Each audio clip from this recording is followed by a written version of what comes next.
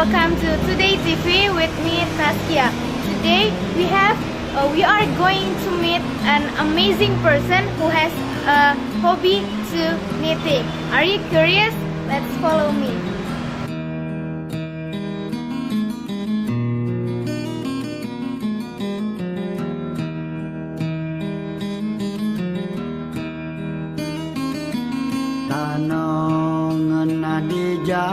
Tapi pun, pemirsa, jumpa lagi dalam bincang Today TV bersama saya, Srian Hendi Caya.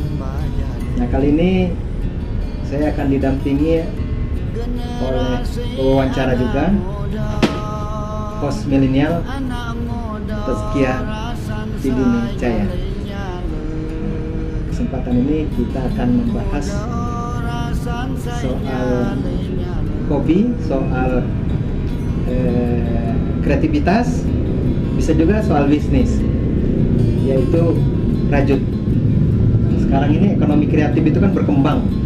Hal-hal yang semula hobi bisa jadi aktivitas yang bukan hanya menyalurkan hobi, tapi juga berdampak ekonomi atau berdampak kegiatan sosial. Banyak hobi-hobi yang dijalankan menimbulkan komunitas menjadi kekuatan ekonomi. Nah, kali ini kita akan membahas soal rajut merajut. Bersama kita ada narasumber Ibu Dr. Ija Budiarti. Beliau adalah dosen di Fakultas Ekonomi dan Bisnis Universitas Lampung. Sepertinya sebuah kegiatan yang tidak ada hubungan, tapi sebenarnya punya hubungan yang kuat juga kayaknya. Karena kebiasaan merajut ini butuh ketekunan dan ketelitian. Dosen juga saya pikir basisnya ketekunan dan ketelitian, bukan gitu, Bu? Iya, termasuk hitung-hitungan. Iya. Jadi soal ide gagasan ini akan memperkaya motif-motif ini dengan kekritisan ide-ide segar dari seorang dosen gitu. Bagaimana merajut, bagaimana kebiasaan ini tumbuh, dan bagaimana menjalani aktivitas hobi ini nanti akan didalami oleh pembawa acara kita, Taskia Pidini Caya. Gimana, Taskia? Ya, Ibu, saya pengen tahu nih, Bu. Ibu sejak kapan sih mulai belajar merajut ini, atau dari kecil atau dari sejak kapan, Ibu?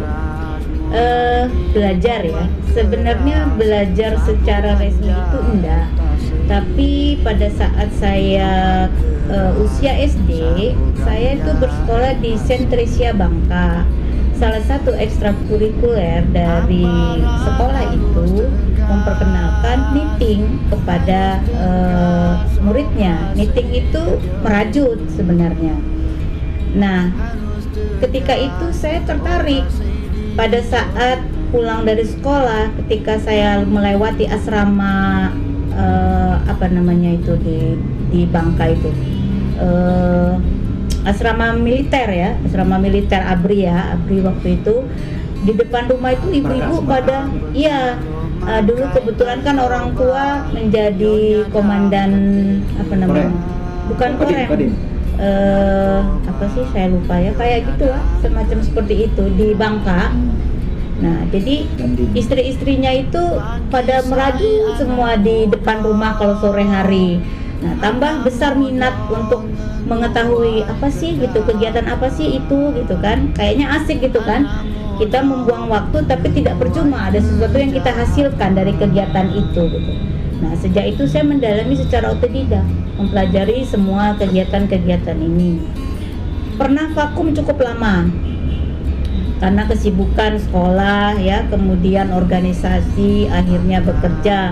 Tapi ketika saya mengambil S3 di UBM, saat sendiri punya waktu luang lebih banyak, kok mulai lagi bangkit lagi keinginan untuk melakukan rajut merajut itu gitu. Akhirnya mulai saya buat tas-tas seperti tas ini. Itu saya buat ketika saya masih di Jogja waktu saya ngambil S3 saya gitu kan. Itu akhirnya sampai sekarang terus masih juga yang rutin. Iya, menjadi sebuah kebiasaan rutin lagi akhirnya. setiap hari pasti kita ada yang dikerjakan buat apa gitu. Ya, terus nih Bu, jadi kan udah ternyata dari kecil nih, dari SD udah belajar buat ngerajut. Nah, siapa sih yang pertama kali ngajarin Ibu buat ngerajut ini untuk pertama kali? Kalau pertama kali yang memperkenalkan merajut itu seorang suster Belanda. Kebetulan dia menjadi kepala sekolah di Udah Saint sekolah, Teresia ya? itu. Iya, di sekolah itu dia menjadi kepala sekolah. Bukan kebiasaan di rumah ya? Bukan. Karena di rumah nggak ada yang bisa itu. Bukan Nggak ada yang tradisi bisa. di rumah ya? Enggak. Ah, iya. Enggak. Jadi justru dari luar ya, bagus sekali nilai sekolah luar yang bisa iya. membangun tradisi. Iya. Mungkin juga dari murid yang diajarkan nggak banyak juga, kembali lagi ke talent masing-masing ya itu ya. Memang ada yang suka terus lanjut, ada yang memang nggak suka cuma lihat aja gitu. Ibu, pekerjaan utamanya kan sekarang menjadi dosen di Fakultas Ekonomi dan Bisnis Universitas Lampung nih. Nah, untuk waktu menjalankan hobi ini, membuat rajutan tas, baju dan lain-lain itu biasanya kapan Ibu laksanakan? Yang jelas itu biasanya di hari libur, ketika nggak ada jam mengajar minggu atau setengah jam sebelum tidur. Sebelum tidur saya biasanya melakukan kegiatan ini, kemudian ya dilanjutkan pada besoknya lagi seperti ini saya kerjakan dalam 4 hari. Ya, sambil mau tidur aja gitu, atau pada saat-saat hari-hari Minggu ketika ketika tidak ada kegiatan kantor yang mengharuskan saya standby mengerjakan sesuatu, ya saya isi dengan kegiatan merajut. Jadi awalnya Ibu tertarik dengan merajut ini, apa yang membuat Ibu tertarik dengan merajut atau knitting ini? Atau karena terinspirasi dari suster tadi, atau ada hal lain yang membuat Ibu suka dengan merajut? Ya, pertama karena diperkenalkan. Kemudian saya melihat ada sesuatu yang unik dari rajut ini. Benang disusun-susun satu persatu sehingga menjadi sesuatu. Sesuatu yang bermanfaat ya? Iya. Apa dompet ya? Iya. Bisa jadi Iya. tas, Dan ya? itu adalah sesuatu yang indah menurut saya gitu kan. Indah dan bermanfaat sekaligus Iya. ya? Oke, jadi awalnya yang dari ikut ekstrakurikuler di sekolah dari SD, dan juga tertarik dengan merajut karena Bermanfaat, ya? sangat unik dan bermanfaat, dan sampai sekarang walaupun sudah mempunyai pekerjaan tetap menjadikan merajut ini sebagai hobinya. Iya, pemirsa, sebuah kebiasaan yang ditumbuhkan dari sekolah ya, tetapi karena lingkungan yang ada bisa jadi juga memotivasi ya untuk tertarik kepada sesuatu. Kita lanjutkan perbincangan ini di sesi yang berikut.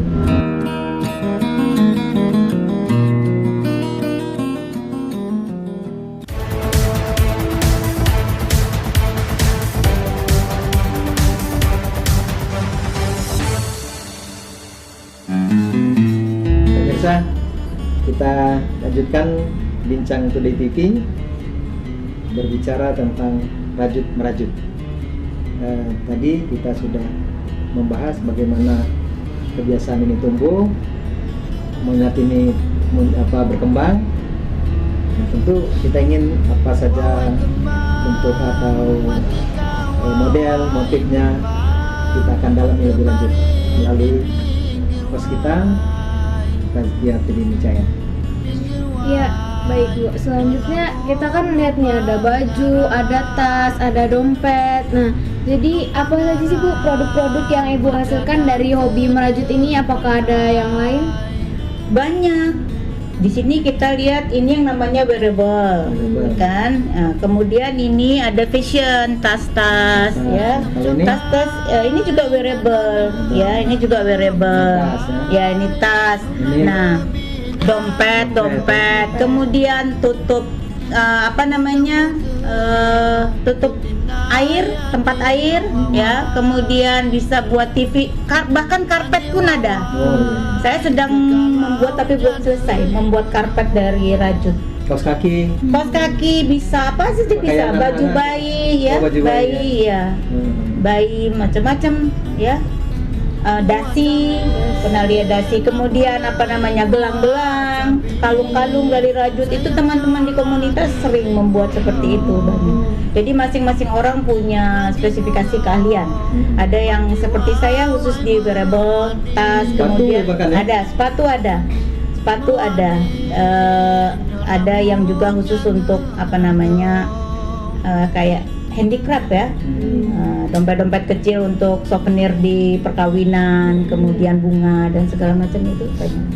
Nah itu bisa buat dompet, ini baju yang banyak banget modelnya, itu idenya dari mana Bu? Referensinya apakah emang ada sesuatu yang menginspirasi atau sekarang lihat dari internet dan sumber-sumber lainnya? Ya, internet. Internet itu sumber pembelajaran yang tepat sepanjang sumber informasinya juga tepat ya. Jadi nggak buka internet bukan untuk yang aneh-aneh, tapi gunakan internet sebagai sumber belajar, YouTube dan sebagainya. Banyak sekali contoh-contoh yang bisa kita ambil di sana. Termasuk ketika saya mengajarkan di pedesaan, itu saya selalu informasikan, buka YouTube di sini, saya kasih tahu kan. Di mana alamatnya, nanti mereka bisa belajar sendiri. Selain itu, saya juga menggunakan beberapa informasi dari buku, biasanya buku-buku Jepang. Ada kemarin buku-buku Belanda untuk yang knitting ya. Nah itu saya pelajari satu persatu bagaimana motif-motif yang terbaru Kaya muncul. sekali nih macam variasinya. Ya banyak, ini ada 300 style motif ya, motif dari rajutan untuk crocheting ini. Banyak sumber-sumber pembelajaran sekarang untuk ini. Yang penting ada kemauan. Nah setelah Ibu sudah menghasilkan banyak sekali produk ini, Ibu pakai untuk diri sendiri, untuk keluarga, atau mencari keuntungan dengan dijual juga nih Bu?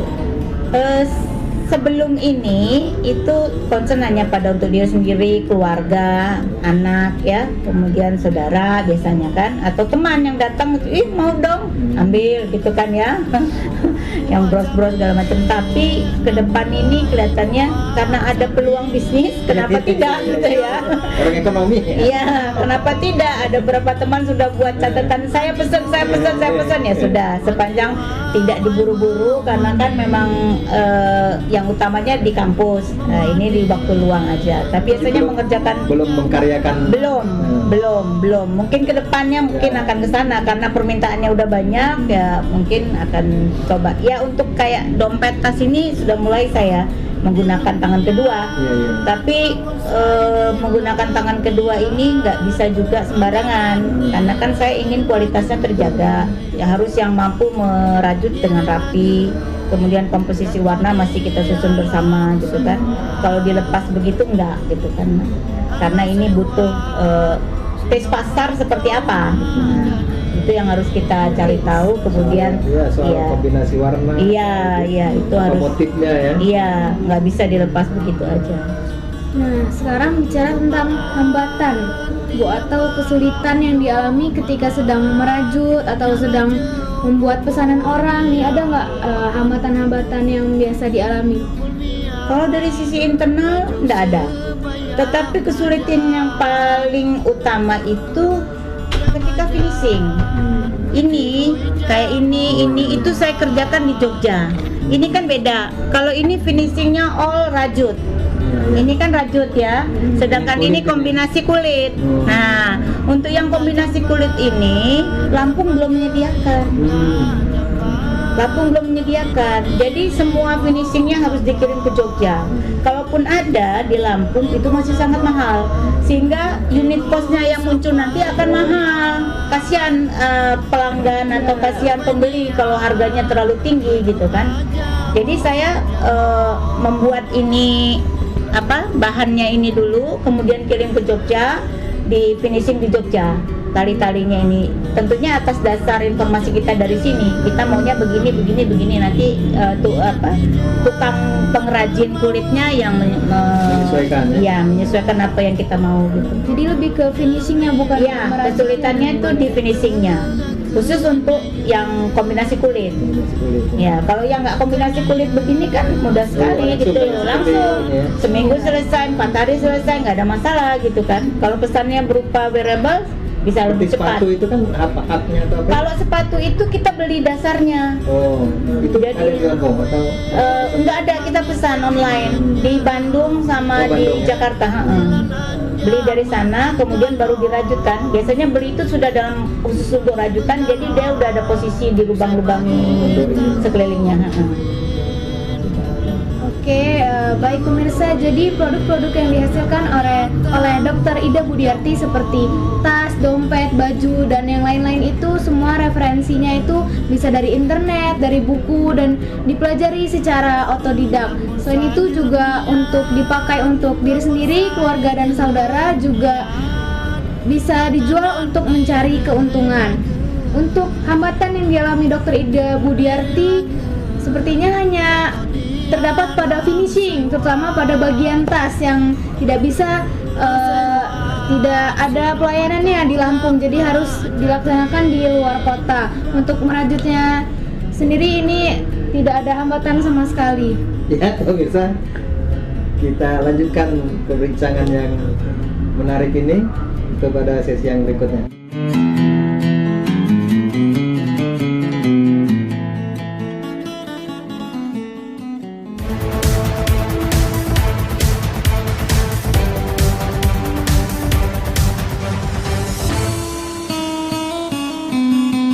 Baik pemirsa, kita kembali lagi dengan narasumber kita yang sangat luar biasa dan sangat menginspirasi khususnya bagi kaum wanita. Nah, Ibu, kalau boleh tahu nih bahan-bahan seperti benang, alatnya juga jarum ini dari mana sih Bu belinya nih? Nah, kalau jarum yang buatan Indonesia itu tersedia di pasar-pasar Bandar Lampung. Tapi untuk jarum-jarum yang produk luar seperti yang merek Tulip seperti ini, itu nggak tersedia di sini. Ini harus pesan online, ya. Jadi ada banyak tipenya. Nah, ini semua Jepang, ya. Jepang ini saya lebih suka menggunakan Jepang dibanding Amerika karena ukuran di Jepang ini lebih mirip orang Indonesia kalau kita pakai jarum Amerika. Gitu ya? Iya, Apa istilah kait gitu ya? iya kaitnya. Ini disebutnya hook. Hook jarum untuk ini. Ya, jadi banyak ada yang untuk ini untuk yang kecil untuk taplak meja makan ya. Kemudian untuk wearable itu biasanya yang besar-besar seperti ini. Tergantung dari ukuran benangnya, apakah dia model big atau medium atau yang small. Kalau yang besar kan biasanya pakai jarum yang besar gitu. Jadi jarumnya ada macam-macam juga sih. Harus bermodal juga kalau mau bagus. Ya, itu untuk crocheting. Tapi kalau knitting biasanya kita gunakan jarum-jarum yang seperti ini. Ini untuk knitting. Itu cukup tersedia di? Enggak juga. Ini kan kayak gini kan, lihat. Ini clover buatan Jepang juga.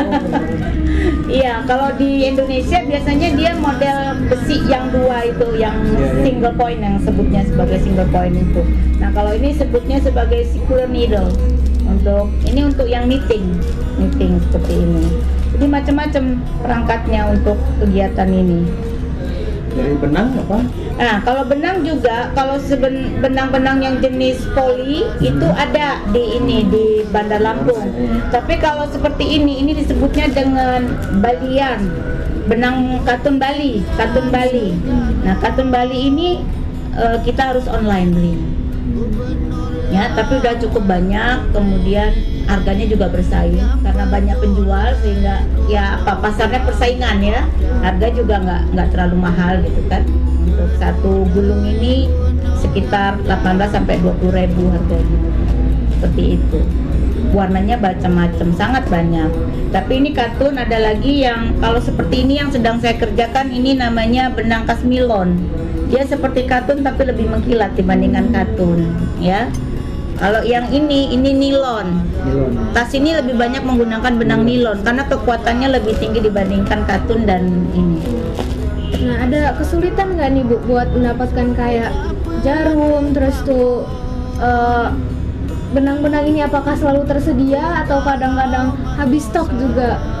Enggak, karena saya punya beberapa langganan, nggak satu langganan, jadi ya saya selalu mencari-cari di antara mereka. Biasanya alhamdulillah ada semua sih, ya. Dan kalau kita pesan 3 hari udah datang, udah nyampe seperti itu. Ya. Nah, sekarang setelah belajar merajut dari kecil, manfaat yang paling dirasakan sama Ibu Ida dari merajut ini apa sih Bu? Ya, selain karena kepuasan, karena hobinya tersalurkan, manfaatnya adalah ketika teman datang juga ada sesuatu yang bisa kita bawain untuk teman, ya kan? Kenangan ya. Iya, kenang-kenangan. Jadi daripada disimpan di lemari kan, ketika datang ini juga menjalin persaudaraan, bisa kita kasih. Ada komunitasnya juga nih ya? Apanya? Yang suka merajut atau apa ini? Unik. Bukan komunitas. Oh, ada di Lampung, ada namanya Komunitas Rajut Lampung. Ya, jadi menambah pergaulan juga ya. Iya. Silaturahim ya. Isinya banyak itu. Ada ibu rumah tangga, ada guru, bahkan ada bapak-bapak. Ada Jadi dua tukar bapak pengalaman yang juga sih itu, Bu, ya? iya. Nah, memang kerjanya komunitas itu kan untuk saling tukar experience. Kemarin dia udah ngerjakan apa, kira-kira kesulitannya apa gitu kan. Nah, saya buat apa gitu, kesulitannya apa gitu kan. Jadi saling kita tukar pengalaman lah di situ ya. Setiap seminggu tuh sekali kalau kita ketemu, biasanya kita ngambil tempat-tempat yang relatif umum di MBK, di Giant gitu kan. Nah, sedangkan yang bulanan itu namanya kopi darat, kopdar istilahnya. Iya, ada kopi darat antara sesama perajut itu yang dari jauh-jauh Kota Bumi, Kalianda itu ketemu jadi satu. Iya, sebulan sekali itu yang begitu. Iya, dari Tulang Padang nanti mana-mana itu ketemu. Nah, kita tentukan nanti di mana gitu. Bahkan yang kemarin ini komunitas dibantu oleh dosen dari komunikasi sospol dari Fakultas Komunikasi yang mengadakan pengabdian di komunitas rajut. Jadi mengajarkan bagaimana menjual online. Nah, menjual online kemudian memberikan bantuan berupa mesin jahit untuk bisa finishing tas, puring tas itu. Itu yang sudah didapat di komunitas rajut. Nah, yang terakhir nih Bu, ada nggak usaha untuk menularkan atau menurunkan merajut ini kepada keluarga, khususnya anak, untuk diteruskan? Oh iya, anak saya 2 perempuan 1 bisa. Dan saya juga ingin supaya masyarakat juga tahu ya bahwa yang begini-gini nih kalau mau ditekunin itu bisa menghasilkan sebenarnya. Ya, tadi juga permintaan udah semakin banyak kan perlu. Iya, perlu daya dukung tenaga kerja. Iya. Nah, ini kebetulan ada anak saya yang tertarik melihat produk saya yang banyak ini kan. Kenapa tidak coba untuk dipasarkan? Ya sudah, saya mau kerjasama dengan anak saya. Dia buka Instagram Nuorajut. Nah, jadi sekarang diperkenalkanlah di Instagram itu Nuorajut, wearable terutama ya, untuk wearable gitu kan. Baru mulai. Jadi bisa dilihat ya Ibu. Ya, produk-produknya bisa dilihat, hasil-hasil rajutan saya sekarang bisa dilihat di Nuorajut. @nuorajut di Instagram. Yang penasaran sama produk rajutnya Ibu Ida bisa dilihat di Instagramnya di Nuorajut. Nah, jadi pemirsa, bahan-bahan yang digunakan oleh Ibu Ida ini bukan hanya dari produk lokal saja, tapi juga dari mancanegara. Jadi menghasilkan produk yang berkualitas. Nah, setelah itu Dr.